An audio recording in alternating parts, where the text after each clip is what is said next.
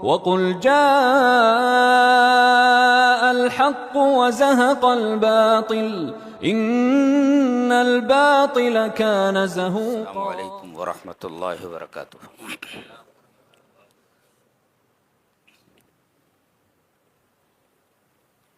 اس کتاب کو جو ہے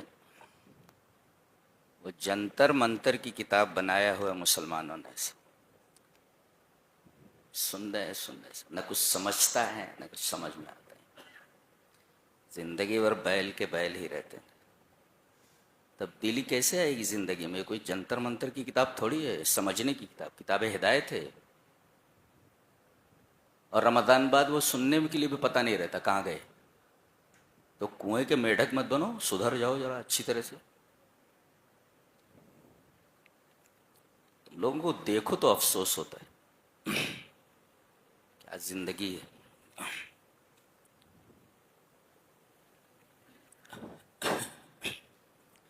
اعوذ باللہ من الشیطان الرجیم. بسم اللہ الرحمن الرحیم.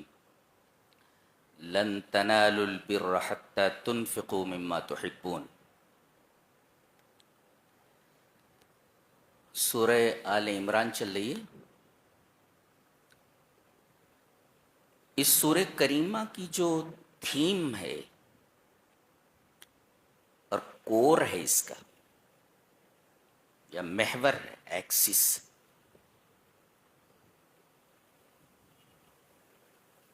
وہ یہ ہے کہ ایمان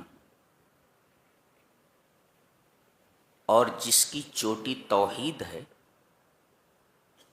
جس سے زیادہ گرہ مایا، جس سے زیادہ قیمتی کوئی شے نہیں ہو سکتی، اس ایمان اور توحید کو مسلمانوں کی زندگی سے نکالنے کے لیے ہمیشہ مخالفین کی طرف سے دو طریقے اپنائے گئے ہیں، ایک شبہات کے اور ایک شہوات کے. آج دنیا میں پورا زور اس بات پر صرف کیا جا رہا ہے کہ لوگوں کے ذہنوں میں یہ بات بٹھا دی جائے کہ کوئی خدا نہیں، منمانی زندگی گزارو، اور بلینس آف بلینس روپیز اس کے اوپر خرچ کیے جا رہے ہیں صرف درمیان سے اللہ اور اس کے رسول کو ہٹانے کے لیے اور منمانی زندگی گزارنے کے لیے. تو ایک تو حربہ ہے شبہات کا، شبہ پیدا کر دو، آدمی کنفیوزڈ ہو جائے، یہ ہے شبہ.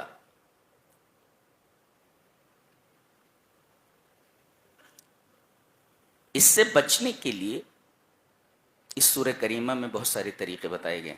ایک طریقہ یہ ہے دعا کا. دعا کا طریقہ.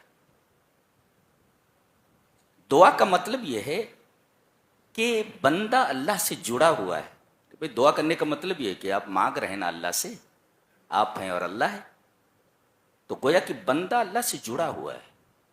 اور دعا مانے پکارنا، تو بندہ اللہ سے جڑا ہوا ہے. آپ دیکھیں کہ شروع ہوئی میں ایک دعا بتائی گئی ہے، اور راسخین فی العلم کی. یہ راسخین فی العلم کون ہیں؟ من ہم الراسخون فی العلم؟ کہتے ہیں راسخون فی العلم کہتے ہیں ہم اہل الیقین الذی لا استراب لہم. اہل الیقین ہیں کون؟ یہ راسخون فی العلم. اور انہیں اسلام کے اصولوں پر اس قدر اعتماد ہے، بھروسہ ہے کہ ان کے دل ڈگمگاتے نہیں. کتنے بھی شبہات ڈالو، ان کو کہتے ہیں راسخون فی العلم. الراسخون فی العلم ہم اہل الیقین الثابت لا استراب لہم. جو کنفیوز نہ ہو انہیں راسخون فی العلم کہا جاتا ہے. وہ دعا کرتے ہیں کیا؟ ربنا لا تزغ قلوبنا بعد اذ ہدیتنا. اے ہمارے رب، ہدایت ملنے کے بعد ہمارے دلوں کو موڑنا نہیں. ہمارے دلوں کو ٹیڑھا مت کرنا. اس کا مطلب یہ ہوا کہ ہدایت ملنے کے بعد بھی دل کے ٹیڑھے ہونے کا امکان ہے, پاسبلٹی ہے اس کی. ایمان اور توحید ملنے کے بعد بھی آدمی کے گمراہ ہو جانے کا خدشہ ہے. تبھی تو دعا مانگی گئی, ربنا لا تزغ قلوبنا بعد اذ ہدیتنا, اے ہمارے رب ہدایت دینے کے بعد ہمارے دلوں کو ٹیڑھا مت کرنا. یہ پہلی دعا ہے جو سورہ آل عمران کے شروع میں ہے, پہلی دعا. اور آگے چل کر کے تھوڑی ہی دور میں ایک دوسری دعا ہے, وہ متقین کی دعا ہے. کیا دعا ہے دیکھتے, الذین یقولون ربنا اننا آمنا, اس دعا کے بعد ہے, لا تزغ قلوبنا کے بعد کیا ہے, للذین اتقوا, یہ متقیوں کی دعا ہے. وہاں راسخون فی العلم کا حوالہ دیا گیا, یہاں متقیوں کی دعا بتائی جا رہی. کیا, الذین یقولون ربنا اننا آمنا, اے ہمارے رب ہم ایمان لے آئے, فاغفر لنا ذنوبنا وقنا عذاب النار, تو ہمارے گناہوں کو بخش دے اور ہمیں جہنم سے نجات دے دے. یہ دعا ہے. تیسری دعا امرات عمران کی ہے, حضرت مریم کی والدہ کا ہے. انہوں نے نظر مانی تھی کہ میرے رب جو بچہ میرے پیٹ میں ہے میں تیرے گھر کی نظر کرنا چاہتی ہوں, تیرے گھر کا خادم بنانا چاہتی ہوں. ہوئی لڑکی, دعا کر رہی ہیں فتقبل منی, میرے رب اس لڑکی ہی کو اپنی راہ میں قبول فرما لے. یہ دعا ہے کن کی, مریم کی والدہ کی. یہاں وہ دعا نقل کی گئی ہے, فتقبل منی, میرے رب اب یہ لڑکی ہے, اس لڑکی کو تو اپنی راہ میں قبول فرما. اللہ تبارک تعالیٰ نے ارشاد فرمایا فتقبلها ربها بقبول حسن, قبول حسن سے نوازا گیا ان کو. نیت اچھی ہو تو چھوٹی چیز بھی اللہ کی نگاہ میں بڑی ہو جاتی ہے. کتنی بڑی بات ہے, لڑکی کو اللہ نے قبول فرمایا اپنے راستے میں. یہ دعا فرما رہی ہیں, کہہ رہی ہیں رب انی نذرت لک ما فی بطنی محررا فتقبل منی, میری بیٹی کو قبول فرما, میرے بچے کو قبول فرما. آگے حضرت زکریا کی دعا ہے.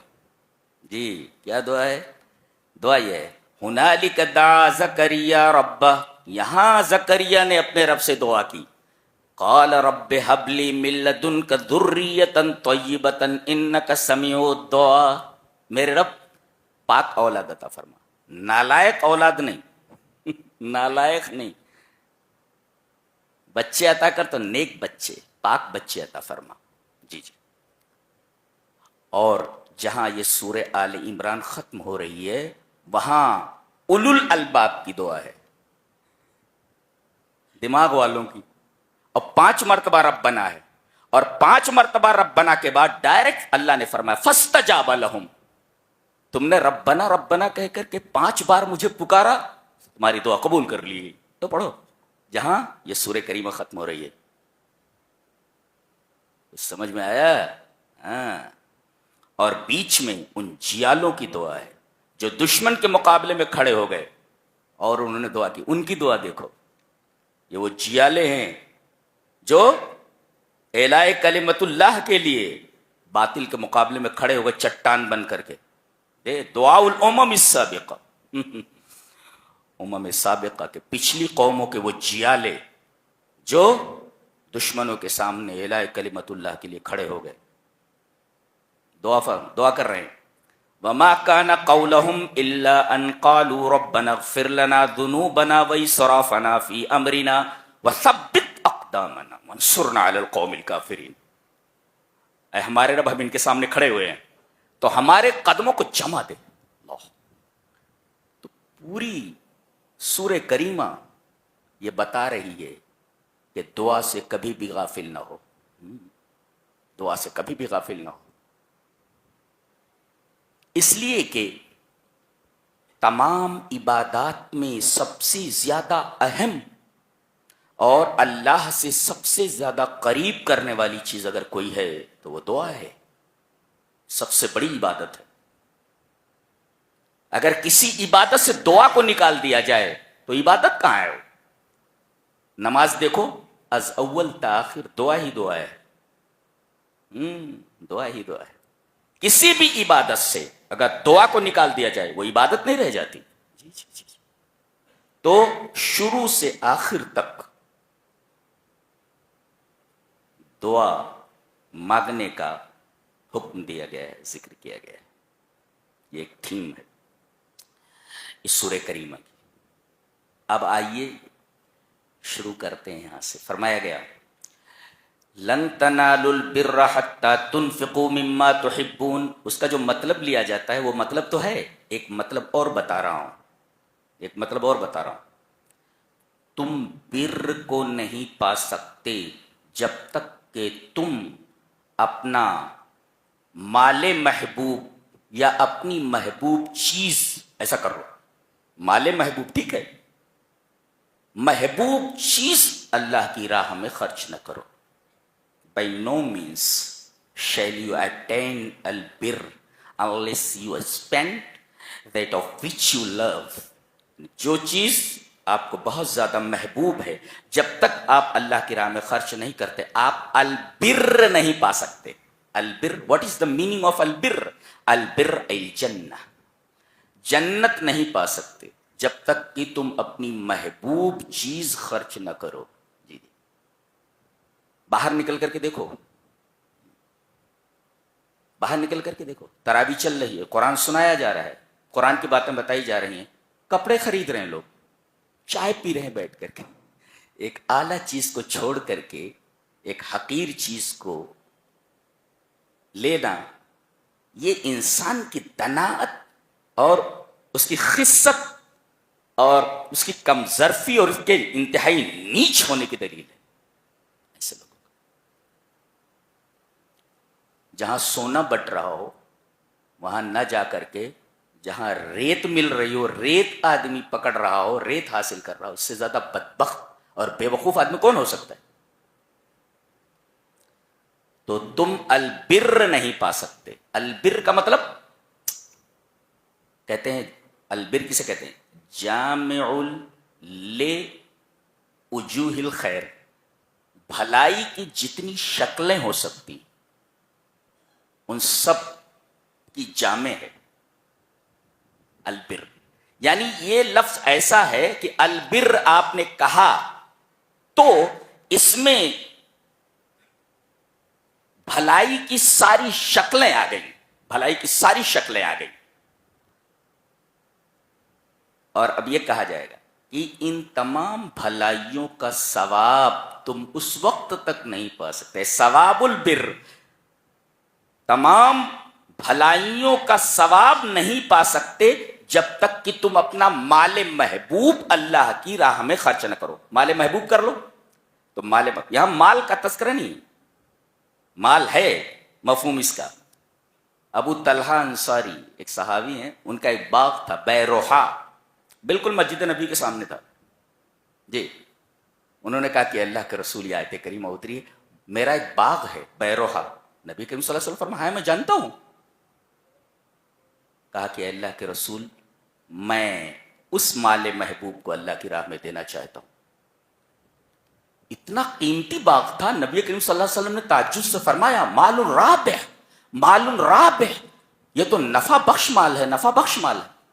کہا کہ اللہ کے رسول وہ مال مجھے، وہ باغ مجھے بہت زیادہ محبوب ہے اور میں اپنی اس محبوب چیز کو اللہ کی راہ میں دینا چاہتا ہوں۔ اللہ کے رسول صلی اللہ علیہ وسلم نے ان کے رشتہ داروں میں، اقربا اور اعزا میں باغ کی آمدنی کو تقسیم کر دیا۔ اس کا ایک معنی اور بھی ہے، اپنی محبوب چیز جب تک تم اللہ کی راہ میں خرچ، اور انسان کا سب سے محبوب اگر کہا جائے کہ سب سے محبوب کام اور سب سے محبوب چیز اگر کوئی ہے تو وہ وقت ہے۔ میرے پاس وقت نہیں ہے، چلیں میرے پاس وقت نہیں ہے، اور یقیناً وقت بہت قیمتی ہے، تو اس کے اندر یہ وقت بھی شامل ہے. تم البر یعنی جنت نہیں پا سکتے یا تمام نیکیوں کا ثواب حاصل نہیں کر سکتے جب تک کہ تم اپنا محبوب مال یا اپنی محبوب چیز، تو محبوب مال بھی آ گیا، محبوب چیز وقت، جب تک اللہ کی راہ میں نہیں دیتے جنت نہیں پا سکتے. تو اپنا زیادہ تر وقت اللہ کی راہ میں لگاؤ. جی یہ بتایا گیا. اور اللہ فرما رہا ہے وَمَا تُنْفِقُوا مِنْ شَيْءٍ فَإِنَّ اللَّهَ بِهِ عَلِيمٌ. جو وقت تم اللہ کو دے رہے ہو، جو مال اللہ کی راہ میں دے رہے ہو، ہمیں اس کا علم ہے. کیا بات ہے، اللہ فرما رہا ہے ہمیں اس کا علم ہے. تم کیا میرے راستے میں دے رہے ہو اس کا مجھے علم ہے. وَمَا تُنْفِقُوا مِنْ شَيْءٍ، جو بھی شے، جو بھی چیز، اینی تھنگ، تم جو بھی چیز دے رہے ہو فَإِنَّ اللَّهَ بِهِ عَلِيمٌ، اللہ تبارک و تعالی اس کو جاننے والا. آگے سانس روک کر سنو، بہت اچھی بات آگے آ رہی. کائنات کی تھیسس ہے یہ، معمولی کتاب ہے یہ. اب آدمی بیل بن جائے تو اس کے لیے کیا کہا جا سکتا ہے؟ بیل بن گئے سب بیل. یہاں یہودیوں کے دو اعتراضات کے جوابات دیے جا رہے ہیں. پہلا اعتراض یہ ہے کہ اے محمد صلی اللہ علیہ وسلم، تم کہتے ہو کہ تم دین ابراہیم کے پیرو، تم دین ابراہیمی کے متبع ہو، تو تم ابراہیم علیہ السلام کو کہاں مان رہے ہو؟ کہا وہ کیسے؟ کہا کہ حضرت ابراہیم علیہ السلام کی شریعت میں اونٹ کا گوشت اور دودھ حرام تھا. آپ تو اونٹ کا گوشت کھاتے ہیں، اس کا دودھ پیتے، تو آپ دین ابراہیمی پر کہاں ہیں؟ یہ پہلا سوال تھا. یہ دیکھو، یہ الجھنیں پیدا کرنے والے ہیں، اور یہود ہمیشہ ایسا کنفیوژن دنیا میں پھیلاتے رہے. یہ دیکھو کنفیوژن ہے یہ کہ دین ابراہیمی میں اونٹ کا گوشت اور دودھ حرام تھا، آپ اونٹ کا گوشت اور دودھ استعمال کر رہے ہیں، تو آپ دین ابراہیمی کے پیرو کدھر ہیں؟ متبع کہاں ہیں اس کے؟ فالوور کہاں ہیں ان کے؟ اللہ تبارک تعالیٰ نے اس کا جواب دیا. تو کتنا پیارا جواب ہے. کل الطعام کان حلا لبنی اسرائیل الا ما حرم اسرائیل علی نفسہ من قبل ان تنزل التوراۃ. کیا بات ہے. نبی کو تاریخ کا علم نہیں ہے، آپ کوئی ہسٹری کے عالم نہیں تھے، لیکن ہسٹری بتائی جا رہی ہے. کیا بات کہی جا رہی ہے؟ حضرت ابراہیم علیہ السلام کے مذہب میں، ان کی شریعت میں اونٹ کا گوشت اور دودھ حرام تھا. فاتوا بالتوراۃ فتلوها ان کنتم صادقین. لاؤ تورات دکھاؤ، تورات لاؤ، پڑھ کر کے بتاؤ. یہ دیکھو کہاں لکھا ہوا ہے، آ کر کے بتاؤ. ایسا چیلنج کرنا ایک سچا نبی ہی کر سکتا ہے، جو پڑھا لکھا نہ ہو. الذی لا یقرأ ولا یکتب، وہ کیسے کہہ سکتا ہے تورات لاؤ اور پڑھ کر بتاؤ کہاں لکھا ہوا ہے؟ یہ آپ کے سچے رسول ہونے کی دلیل ہے. اب فرما رہے ہیں تورات لاؤ، فاتوا بالتوراۃ فتلوها ان کنتم صادقین. اگر تم اپنے اس دعوے میں سچے ہو تو تورات لاؤ اور بتاؤ پڑھ کر کے. اور کہا گیا کہ حضرت ابراہیم علیہ السلام کب کے ہیں؟ حضرت ابراہیم علیہ السلام کے ایک بیٹے حضرت حاجرہ سے ہیں، یہ حضرت اسماعیل، اور ایک بیٹے اسحاق ہیں جن کے بیٹے یعقوب ہیں. یعقوب کا لقب اسرائیل، اسرائیل، اور ان کی جو اولاد ہے ان کو بنی اسرائیل کہا جاتا ہے. جی. تو حضرت یعقوب علیہ السلام جو پوتے ہیں حضرت ابراہیم کے، ان سے پہلے اور ابراہیم کی شریعت یعنی حضرت یعقوب سے پہلے تورات نازل ہی نہیں ہوئی تھی. یہ تو کہ تاریخ بتائی جا رہی ہے. حضرت یعقوب سے پہلے تورات نازل ہی نہیں ہوئی تھی، وہ تو موسیٰ پر نازل ہوئی جو بہت بعد میں آئے. تو یہ تاریخی غلطی تمہاری ہے، ہماری نہیں. تورات یہ موسیٰ پر اتری ہے جو بہت بعد میں ہیں حضرت یعقوب اور حضرت ابراہیم کے.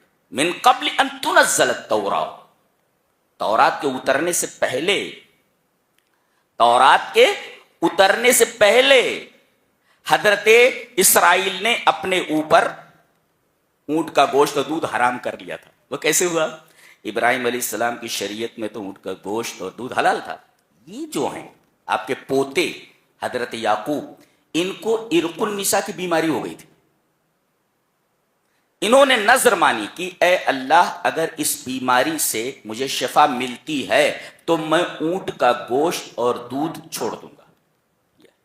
اور ابن عباس نے فرمایا کہ ان کو جو بیماری ہوئی تھی ڈاکٹروں نے یہ کہا, اطباء نے یہ کہا کہ آپ اونٹ کا گوشت اور دودھ چھوڑ دیں. لہذا حضرت یعقوب علیہ السلام نے اس بیماری کی وجہ سے یا تو نظر کے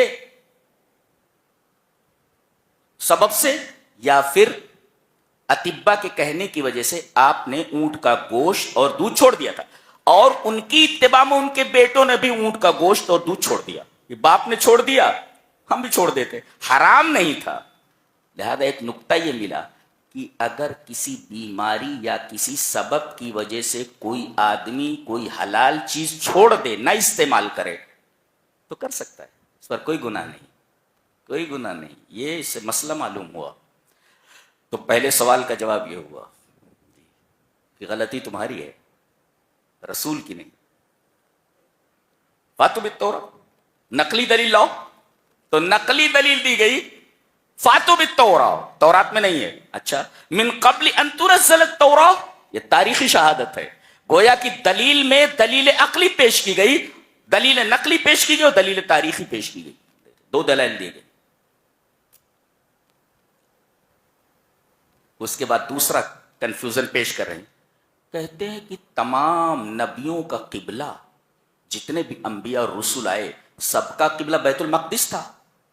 یہ تم نے خانہ کعبہ کو قبلہ کیسے بنا لیا؟ جب تمام انبیاء اور رسول کا قبلہ بیت المقدس ہے تو آپ نے اس کی طرف منہ نہ کر کے آپ خانہ کعبہ کی طرف منہ کر کے نماز پڑھ رہے ہیں. تو یہ صحیح نہیں ہے, یہ غلط ہے. یہ تمام انبیاء سے الگ ہیں آپ. اگر آپ نبی ہوتے تو آپ انبیاء کی صف میں ہوتے اور آپ کا قبلہ بھی بیت المقدس ہوتا. اس کا جواب دیا جا رہا ہے, جواب. ان اول بیت اودی للناس للذی ببکۃ مبارکا وہدی للعالمین. کیا بات ہے, غور سے سنو. دیکھو اللہ ارشاد فرما رہا ہے, بتاؤ سب سے پہلا گھر, دیکھو اولیت الزمان, تاریخ میں پہلا ہونا, زمانے کے اعتبار سے پہلا ہونا. ان اول بیت, سب سے پہلا گھر, اوزیا للناس, جو لوگوں کے لیے خالص اللہ کی عبادت کے لیے بنایا گیا تھا, وہ مکہ میں ہے, جس کا پرانا نام بکہ ہے. اللہ, ایک نقطہ بتاؤں, ذہن میں بٹھا کے جاؤ. قرآن حکیم میں جتنی بستیوں کا ذکر ہے, بہت ساری بستیوں کا ذکر کرنے کے بعد اللہ نے اس کی طرف ظلم کو منسوب کیا ہے. وَكَمْ أَهْلَكْنَا مِنْ قَرْيَةٍ أَهْلَكْنَاهَا وَهِيَ ظَالِمَةٌ, بہت ساری بستیوں کو ہم نے ہلاک کر دیا اس لیے کہ بستیاں ظالم تھیں. قریہ, بستی ظالم. واحد قریہ ہے یہ مکہ, جس کے بارے میں اللہ تبارک و تعالی نے پورے قرآن حکیم میں کہیں بھی ظلم کو منسوب نہیں کیا ہے. احتراماً و تعظیماً و اکراماً لہذا البیت. اس گھر کچھ سمجھ میں آ رہا ہے؟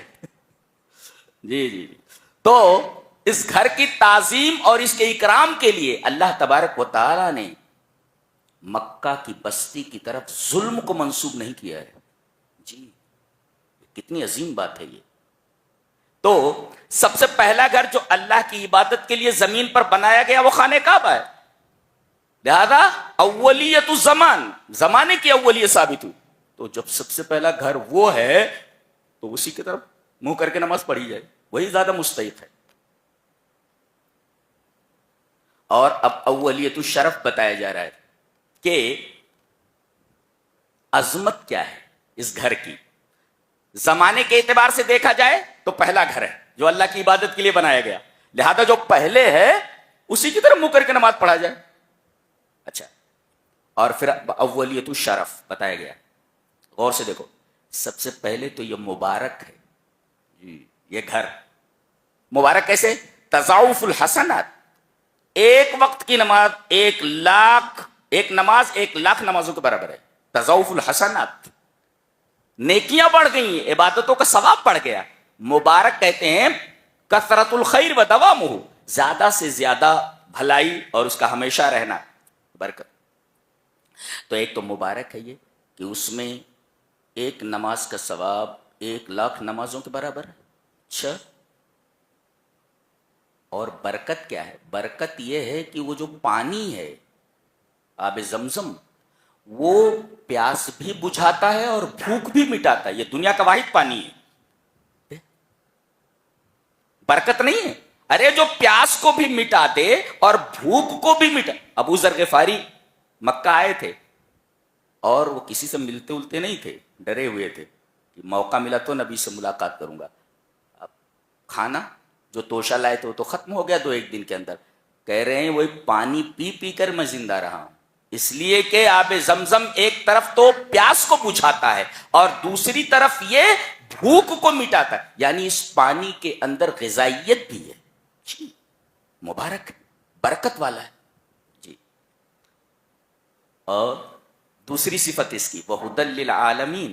اے ہے یہ پہلا گھر ہے جو حضرت خلیل اللہ نے، ابراہیم نے خالص توحید کے لیے، صرف اللہ کی عبادت کے لیے بنایا تھا. اور سب سے بڑی ہدایت توحید ہے. جی، گویا کہ جب آدمی خانہ کعبہ کو دیکھے تو اسے توحید یاد آئے کہ توحید کے لیے حضرت خلیل اللہ نے یہ گھر بنایا تھا اور توحید کے لیے کتنی تکلیفیں اٹھائی ہیں میاں بیوی نے اور بیٹے نے. جی، ایک تو یہ، اور دوسرے اس کے ذہن میں آنا چاہیے کہ حضرت خلیل اللہ کتنے تابع دار تھے اللہ تبارک و تعالیٰ کے. بیٹے کے قربان کرنے پر راضی ہو گئے.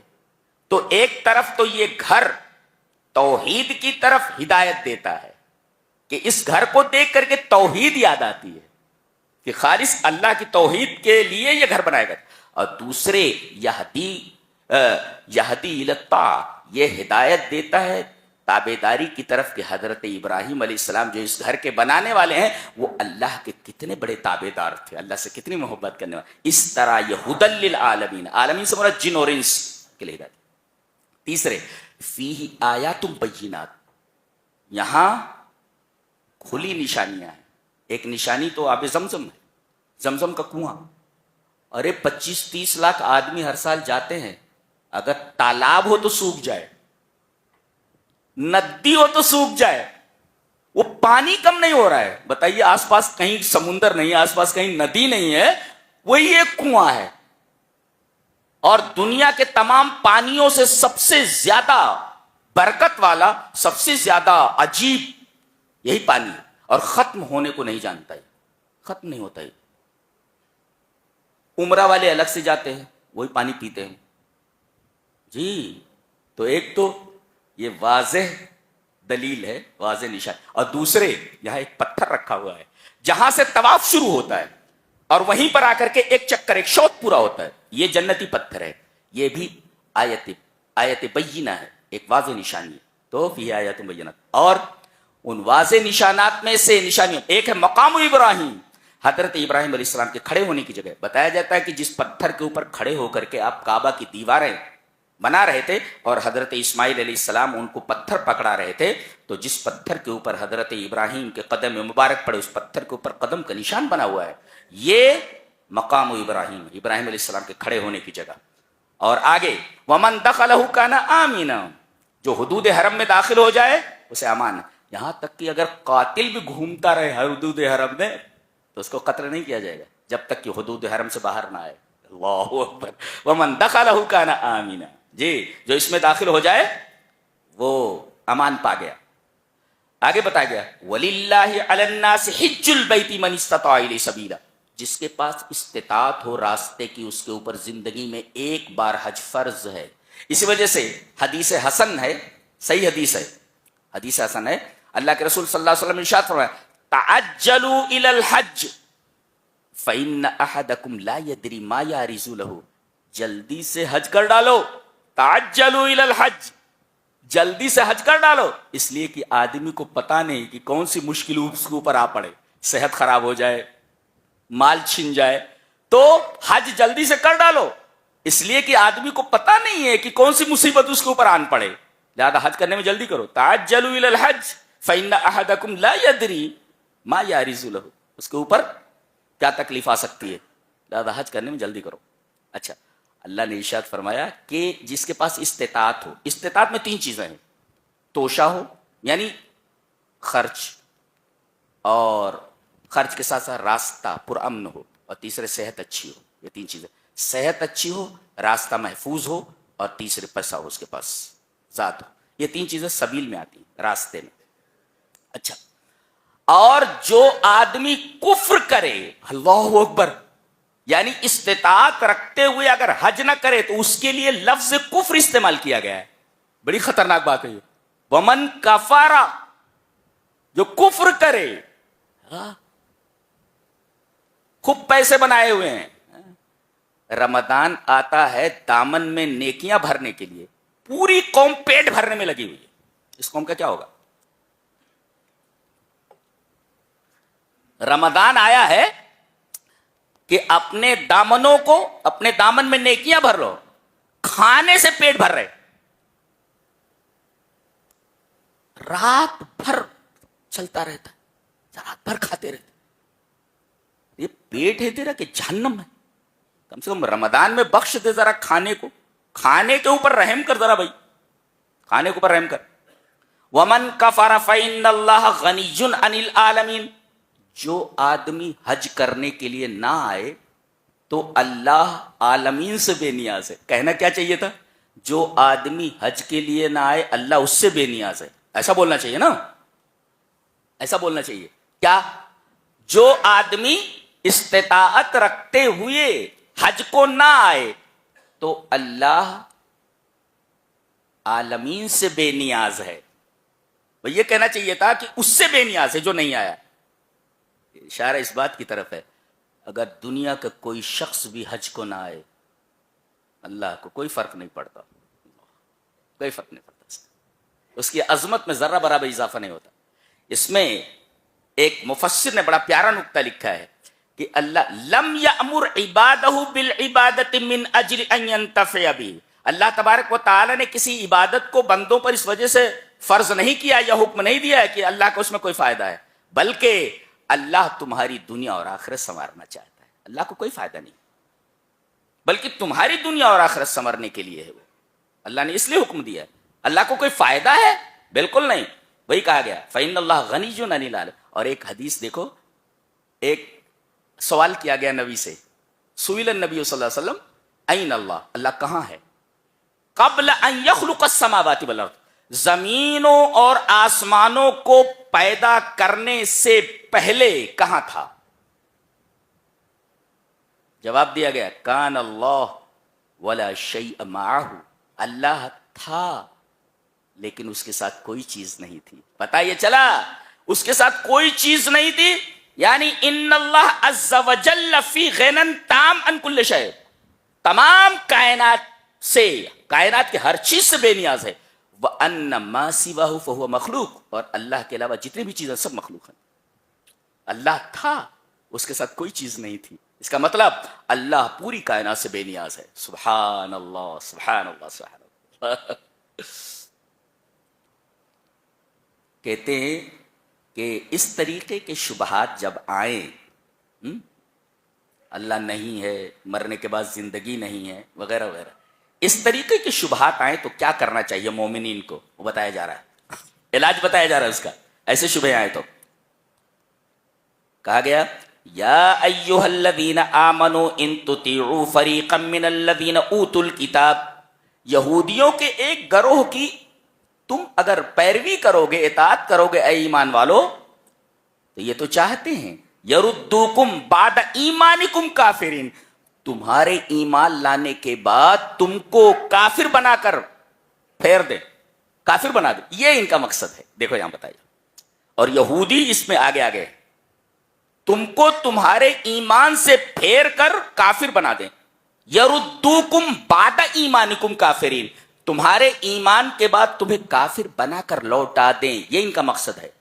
تو علاج یہ تمہارے اوپر ان کا داؤں نہ چل سکے، تمہارے اوپر ان کا حربہ کارگر نہ ہو، بتایا گیا وَكَيْفَ تَكْفُرُونَ، کیسے انکار کر سکتے ہو تم؟ ایمان سے کیسے پھر سکتے ہو؟ وانتم تتلا علیکم آیات اللہ، تمہارے اوپر اللہ کی آیتیں تلاوت کی جاتی ہیں، وفیکم رسول، اور تمہارے درمیان اللہ کا رسول ہے۔ پتہ یہ چلا کہ اللہ اور اس کے رسول سے جڑ جاؤ، قرآن حکیم سے جڑ جاؤ، اور اللہ کے رسول صلی اللہ علیہ وسلم کی احادیث سے جڑ جاؤ۔ دو باتیں کہی گئی، وَكَيْفَ تَكْفُرُونَ، تم انکار کیسے کر سکتے ہو؟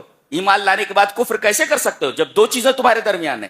ایک تو اللہ کی آیتیں ہیں جو تمہارے اوپر تلاوت کی جاتی ہیں، وہ فیکم رسول، اور تمہارے درمیان رسول ہے۔ قتادہ نے کہا، انہی کا قول غالباً، کہ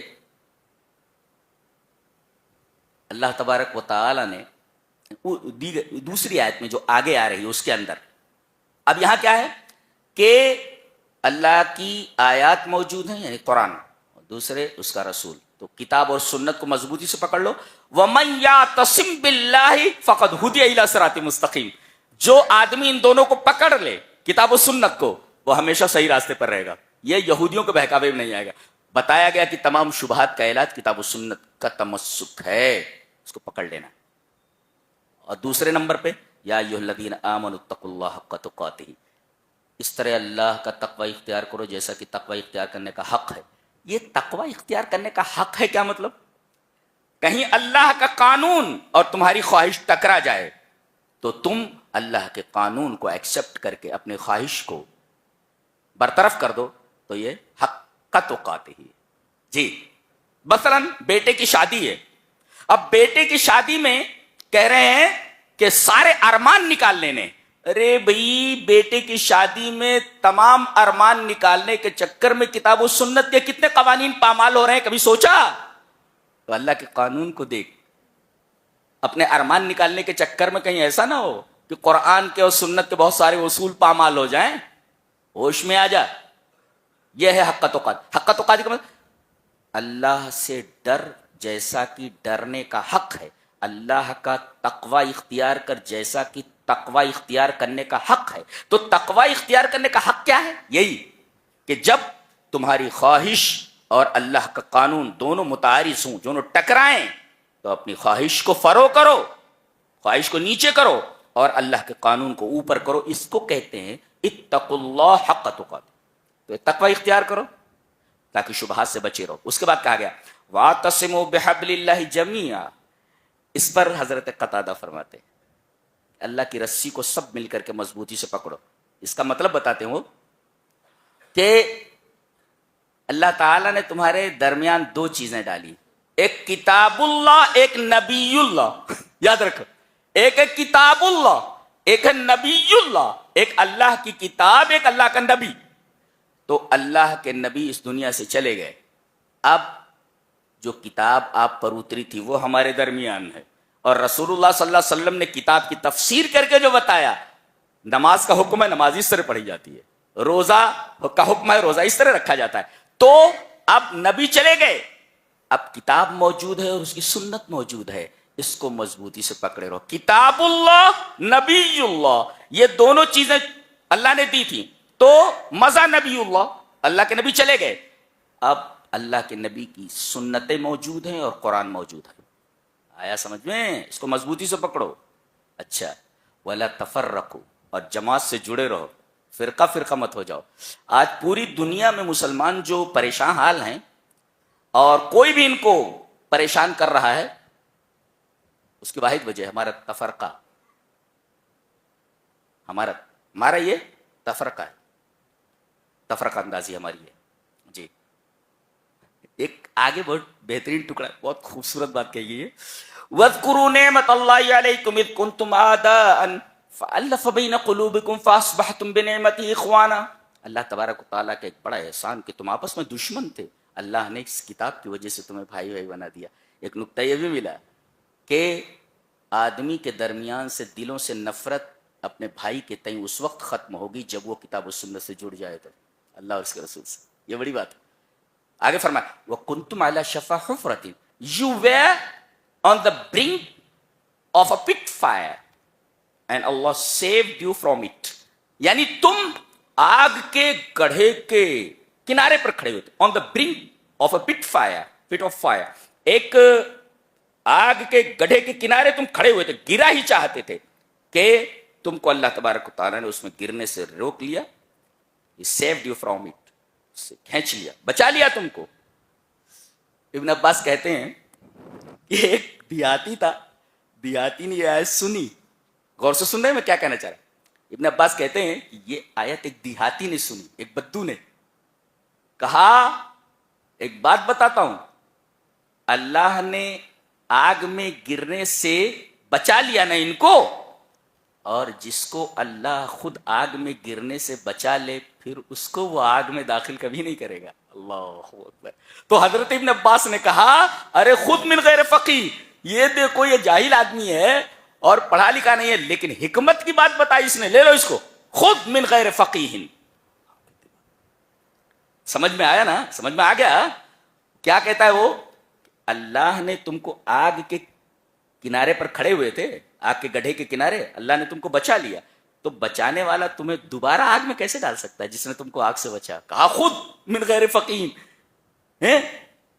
ایک ان پڑھ آدمی, ایک جو جاہل آدمی ہے وہ اتنی بڑی بات کہہ رہا ہے, پکڑ لو اس کو, لے لو, لے لو اس بات کو.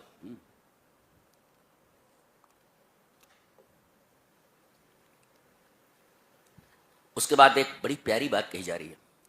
دو جنگوں کا تذکرہ ہے, جو پہلے بدر ہے اور بعد میں احد ہے. دو جنگوں کا تذکرہ ہے, اس میں پڑھیں گے آپ. تو دو جنگیں ہیں, پہلے بدر کا تذکرہ کیا گیا اور بعد میں احد کا. بدر میں 313 ہیں اور تعداد بھی قلیل ہے اور سامان جنگ بھی بہت تھوڑا ہے. اور میدان احد میں مسلمان پوری تیاری کے ساتھ آئے جی, لیکن بے سر و سامانی کی حالت میں میدان بدر میں اللہ تبارک و تعالی نے مسلمانوں کو فتح عنایت فرمائی اور احد میں تمہیں شکست ہوئی. تو کس چیز نے اس فتح کو شکست میں تبدیل کر دیا؟ بدر میں جیت گئے تھے, کم تھے تعداد میں اور سامان جنگ بھی کم تھا. احد میں پوری تیاری کے ساتھ آئے تھے, تمہاری تعداد بھی زیادہ تھی, ہار کیسے گئے؟ بتایا گیا انما النصر من عند اللہ, یہ بتانے کے لیے ہے کہ مدد تلوار سے, سامان حرب سے اور افراد کی تعداد سے نہیں لڑی جاتی, اللہ تبارک تعالیٰ کی مدد سے لڑی جاتی ہے. انما النصر من عند اللہ, گویا اللہ کی مدد تمہارے تمام امور میں ہونی چاہیے تب تم کامیاب ہوگے. کتنی بڑی بات ہے, اللہ کی مدد آئی, میدان بدر میں کامیاب ہو گئے. اگرچہ تم تھوڑے تھے اور تمہاری تعداد احد میں زیادہ تھی, تم شکست کھا گئے. کیوں؟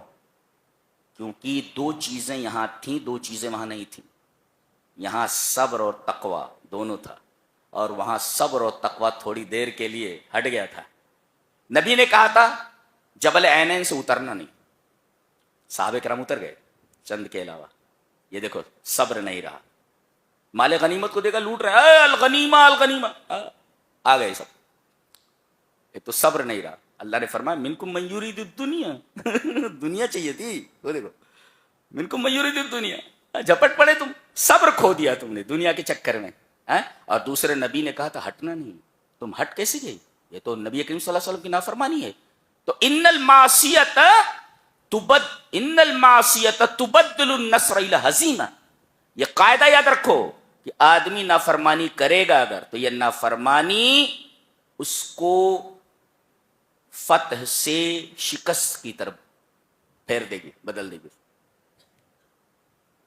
کبھی بھی اللہ کی نافرمانی کر کے آدمی فتح حاصل نہیں کر سکتا, ہمیشہ اسے ہزیمت ہی ملے گی. یہ یاد رکھو ہمیشہ, یہ قاعدہ بتایا گیا یہاں پہ. اس میں جیتے کیسے, اس میں ہارے کیسے, بڑا فرق ہے دونوں لشکروں کے درمیان. یہ قاعدہ بتایا گیا انما النصر من عند اللہ, مدد اللہ کی طرف سے ہوتی ہے. وہاں قلت اور کثرت اور سامان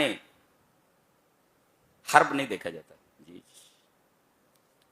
اور بتایا گیا جنگ میں کامیاب ہونے کے لیے, دنیا کی کوئی بھی جنگ ہو, کامیاب ہونے کے لیے ضروری ہے کہ پہلے اپنے نفس سے جنگ کر لو جی. اس کے بعد یہاں دیکھو کئی باتیں کہی گئی.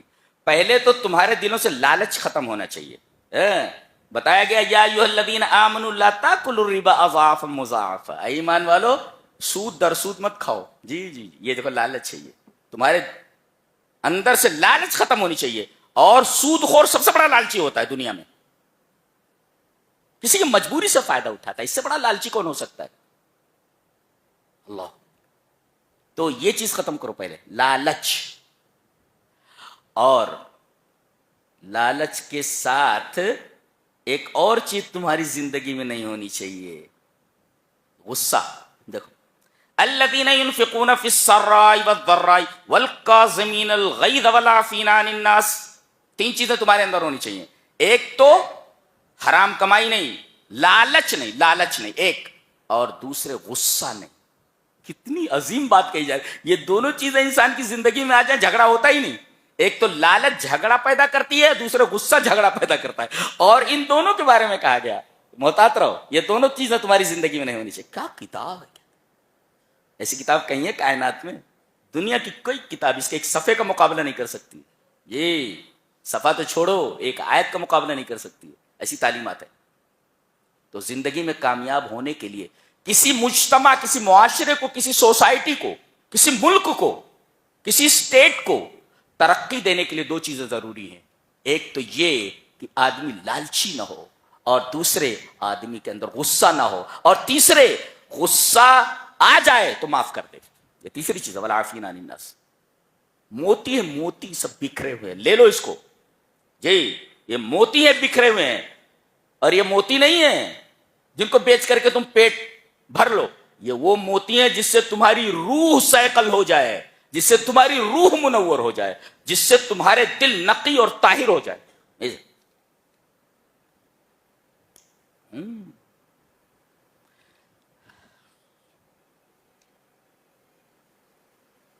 تو یہ 2 جنگوں کا تذکرہ تھا، اور دونوں کے درمیان مقارنہ تھا، کمپیریزن تھا دونوں کے درمیان. جی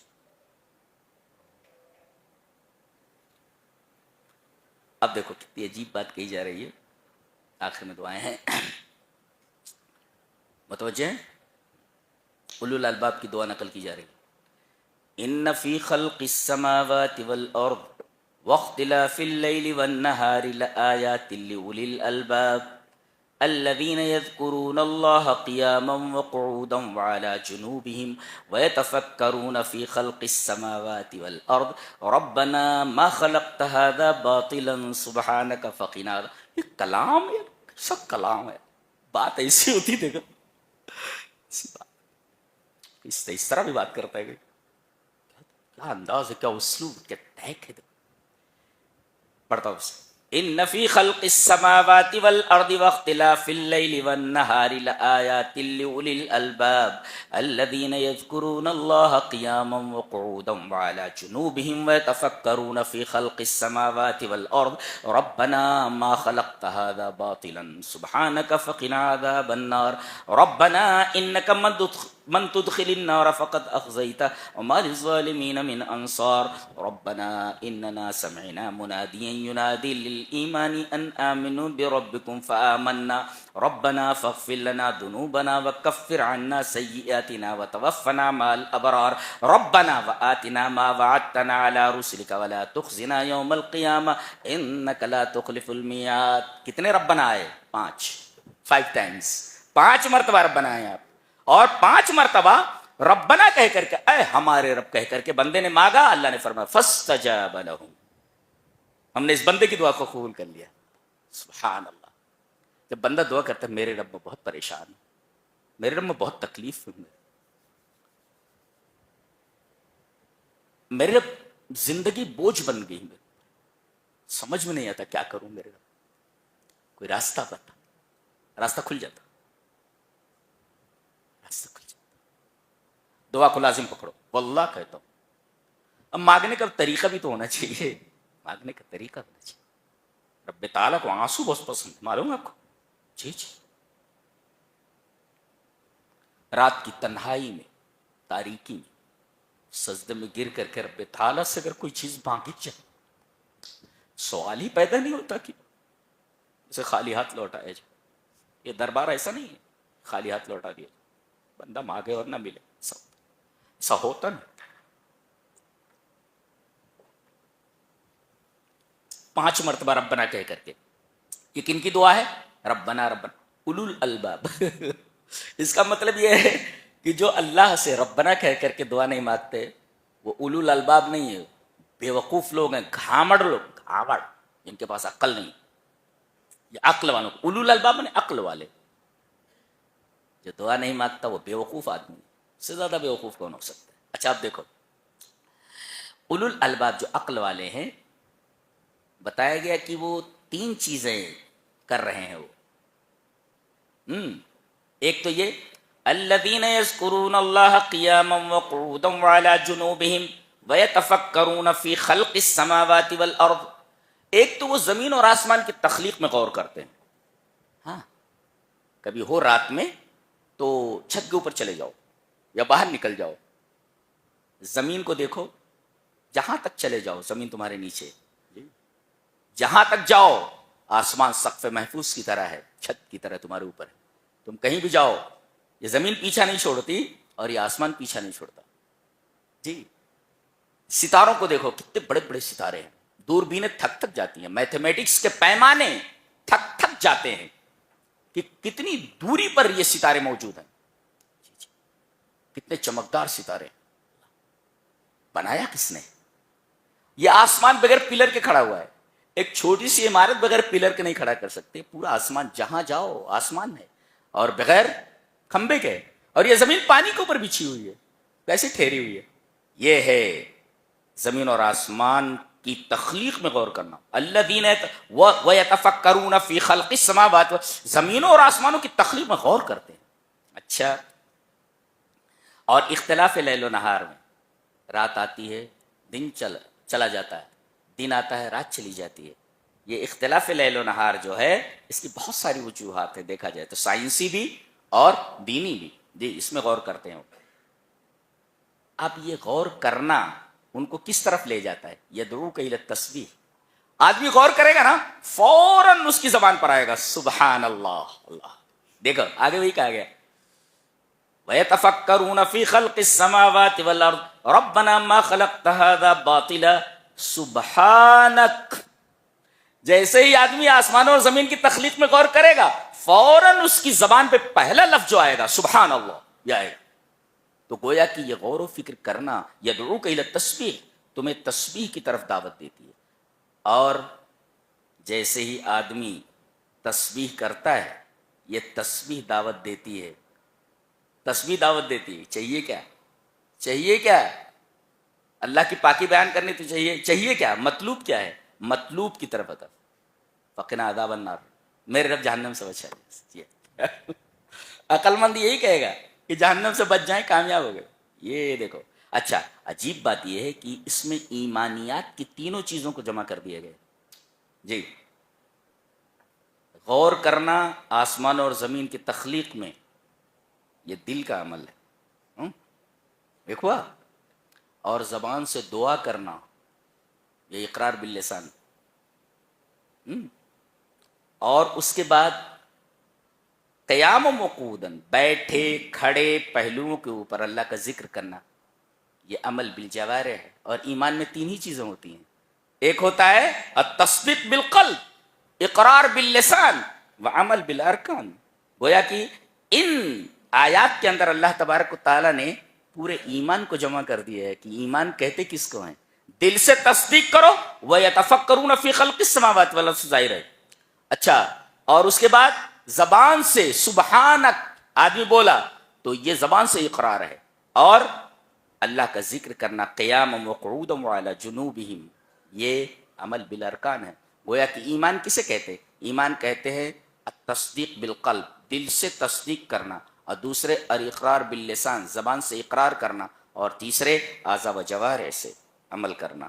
یہ تینوں چیزیں یہاں پر آ گئیں. گویا کہ پوری ایمانیات کو اس میں پیش کر دیا گیا. ایمان کو بتا دیا گیا ایمان کہتے کس کو ہیں. اچھا، اس کے بعد آخر میں کہا گیا کہ جو دنیا کے پیچھے پڑے ہوئے نا وہ دنیا کی حقیقت جاننا چاہتے ہو؟ جس دنیا کی وجہ سے، جس دنیا کی لالچ میں تم نے چھوڑ رکھا ہے اللہ کو اور اس کے رسول کو، جانتے ہو اس کی حقیقت کیا ہے؟ لا یغرنک تقلب الذین کفروا فی البلاد متاع قلیل ثم مأواہم جہنم وبئس المہاد. یا اللہ کے انکار کرنے والوں کا شہروں شہروں میں بیگ لے کر کے پیسوں کا جاتے رہنا، گھومنا، یہ تمہیں دھوکے میں نہ ڈال دے. یہ اللہ کے منکر ہیں. یہ تھوڑا جی لیں، تھوڑا فائدہ اٹھا لیں، متاع قلیل، تھوڑا سا فائدہ اٹھا لیں، ثم مأواہم جہنم، جہنم ان کی منتظر ہے. تو اس دنیا کے چکر میں پڑھ کر کے کہیں آخرت کو بھول مت جانا. یہ دیکھو ان کا حال یہی ہے.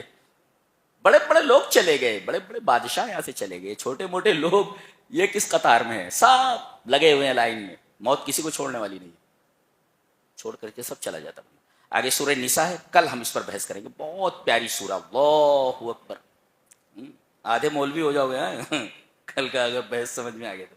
اللہ ہمیں نیک عمل اور اچھی سمجھ کی توفیق عطا فرمائے. وآخر دعوانا الحمدللہ. کیا آپ بھی اکثر بنا وجہ اداس، تھکا ہوا یا بہت کمزور محسوس کرتے ہیں؟ رکیے، دوائیوں کی طرف بھاگنے سے پہلے ہمارے نبی صلی اللہ علیہ وسلم کا بتایا ہوا یہ خاص نسخہ آزمائیں. اسے تلبینہ کہتے ہیں. صحیح بخاری کی حدیث ہے کہ تلبینہ بیمار کے دل کو سکون دیتا ہے اور غم کو دور کرتا ہے. اور آج سائنس کیا کہتی ہے؟ جو یعنی بارلی میں ایسے نیوٹرینٹس ہوتے ہیں جو آپ کے برین میں ہیپی ہارمونز بڑھاتے ہیں. یہ ڈپریشن اور کمزوری کا قدرتی علاج ہے. تو آج ہی اس سنت طریقے کو اپنائیں، صحت بھی پائیں اور ثواب بھی.